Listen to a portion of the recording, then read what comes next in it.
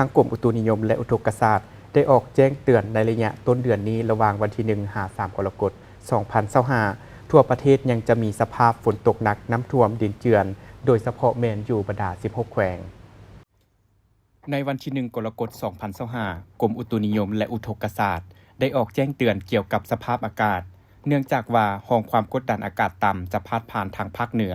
หาภาคกลางของประเทศลาวปองใส่ยอมความกดดันอากาศต่ำที่ปกคลุมอยู่ประเทศเวียดนาม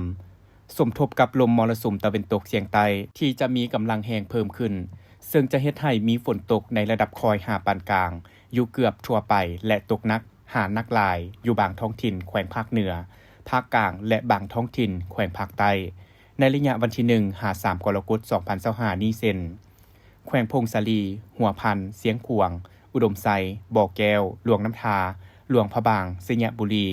นครหลวงเวียงจันทน์แขวงเวียงจันทน์ไสสมบูรณ์บริคำไซคำม่วนสารวันเสกองและอัตตปือ